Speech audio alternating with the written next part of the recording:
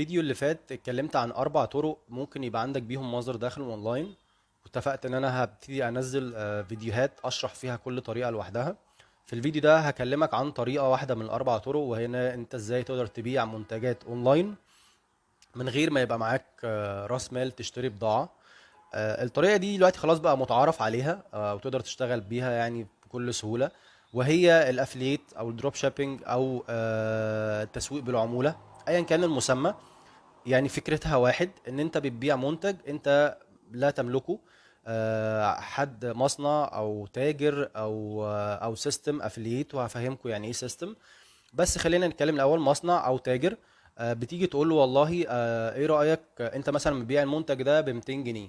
طيب ايه رايك لو انا جبت لك اوردرات عملاء جاهزه عايزه الاوردر ده، وانت وصل لهم الاوردر ده، واديني عموله من ال 200 جنيه، اديني 20 جنيه 30 جنيه 50 جنيه ايا كان. فبيبتدي يديك التفاصيل، يديك مثلا المنتج ده مواصفاته ايه، خامته ايه، الوانه ايه، مقاساته ايه، الكميات اللي موجوده منه قد ايه. وبيديك شويه صور او فيديوهات على حسب المتاح عنده. وانت بتبدا تعمل بيج، او ان انت بتبدا تسوق وتنزل في الجروبات، ايا كانت الطريقه. في موضوع التسويق ده عشان ليها طرق كتير، بس ايا كانت الطريقه انت بتبتدي تتسوق. بس انت معكش المنتج.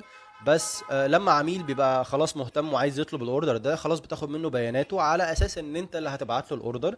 بس الفرق ان انت بتروح باعت الاوردر ده للمصنع او للتاجر اللي انت متفق معاهم، وتقول له امسك العميل ده اسمه كذا، رقم تليفونه كذا، عنوانه كذا، محتاج اوردر 1 2 3 4.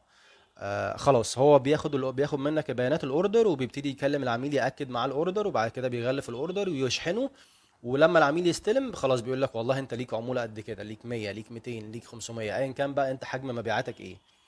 بس الموضوع بمنتهى البساطة، ان انت ما عندكش منتجات، ما اشتريتش بضاعة، ما حطيتش فلوس في بضاعة. اه طبعا لو انت عايز يبقى مصدر الدخل ازيد شوية، ممكن تبتدي تحط فلوس شوية في التسويق، وده يفضل. وبتبتدي عشان تسوق، عشان بس تظهر قدام ناس اكبر عدد ممكن، على حسب طبعا ميزانيتك، بتبتدي تسوق وتعرض المنتجات. واللي بيطلب منك الاوردر خلاص بتبعته للشخص، المصنع او التاجر، وهو خلاص بيشحن الاوردر وبيتعامل مع العميل وبينزل لك عمولتك.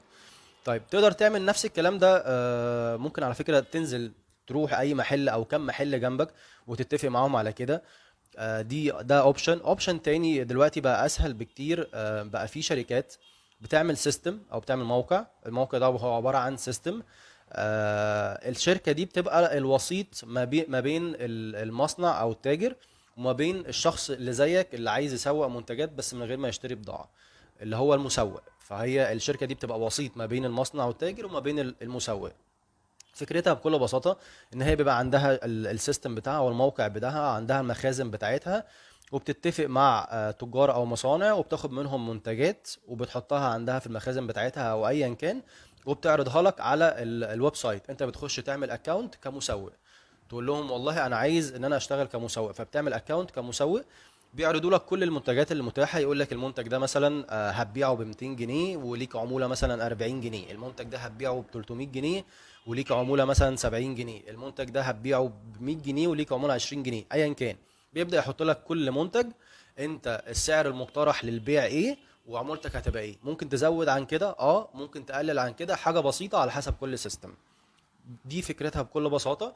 وبيوفر لك برضو كل الداتا او كل المعلومات اللي انت عايزها عن المنتج، ايا كان بقى صور او فيديوهات، او الوان او مقاسات او تفاصيل او خامة او الكلام ده كله متوفر منها قد ايه. وانت بتبتدي بتعمل بيج بقى، او بتنزل على جروبات او ايا كان، وبتبتدي تسوق للمنتجات دي او لمنتج واحد على حسب انت عايز تمشي بانهي استراتيجي بالظبط. وبتبتدي تسوق للمنتجات دي. ولما عميل بيطلب منك اوردر، بتاخد البيانات بتحطها في الاكونت بتاعك، بتعمل زي انشاء اوردر جديد. خلاص اوردر مع التاني مع التالت مع العاشر مع رقم 100، انت بتلاقي الاوردرات كلها عندك في الاكونت، وبتقدر تبقى شايف ايه اللي وصل وايه اللي لسه ما وصلش، وايه اللي العميل ما استلمش، ومين اللي مثلا عايز يرجع الاوردر او الكلام ده كله.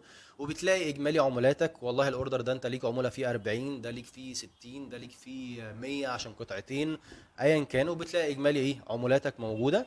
تقدر بقى تسحبهم فودافون كاش على حسابك في البنك على حسب كل سيستم افليت. بس هو فكرتها ان الشركه دي بتوفر عليك، او سيستم الافليت ده بيوفر عليك، ان انت بدل ما تنزل تلف على ناس لسه انت مش عارف لما تجيب لهم مبيعات فعلا ممكن يحاسبوك ولا ممكن يضحك عليك ولا ممكن يبقى فيهم حد نصاب. فدي بتوفر عليك ان خلاص اوكي انا عندي منتجات، خش شوف المنتج اللي يعجبك، سوقه، لما يجيب لك اوردر سجله عندي وانا هوصله لك للعميل، ولما العميل يستلم هنزل لك الكوميشن. وطبعا يعني عشان في ناس برضو ممكن تفهم طب ما انا ايش ضماني، طب يعني في بص اي مجال هتلاقي فيهم اللي شغالين يمين وهتلاقي فيهم اللي شغالين شمال، بس اللي شغالين يمين في المجال ده برضو معروفين جدا، وفي شركات بقى لها اكتر من سنتين ثلاثة واربعة شغالين ما فيش اي مشكلة. فده من ضمن الطرق اللي انت ممكن تعمل بيها مصدر دخل، يبقى عندك مصدر دخل اونلاين تبيع منتجات اونلاين من غير ما يبقى معاك يعني راس مال كبير ان انت تشتري بضاعة. يعني ممكن تحتاج ان انت يبقى عندك راس مال شوية ان انت تبتدي مثلا تعمل اعلانات وتسوق للمنتجات، بس تبقى حاجات بسيطة. ممكن تبتدي مثلا ب 2000 3 4 5 على حسب انت وقدرتك يعني. لو انت برضو مهتم بحاجه زي كده، ان انت تعرف ايه هم افضل سيستمز مثلا افليت، طب ازاي لو انا عايز اتفق مع مصنع او تاجر ازاي اتاكد ان هو تمام، اقدر اظبط معاه الدنيا ازاي في العمولات، ازاي اقدر اشتغل على سيستمز الافليت، اختار المنتج ازاي، اسوق ازاي. لو انت مهتم ان انت تعرف حاجه زي كده، كل فتره احنا بعمل سيشنز.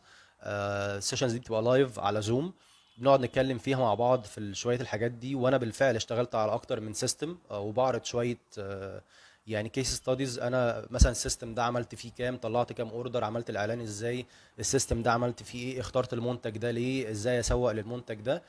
طبعا السيشنز دي بتبقى فور فري يعني.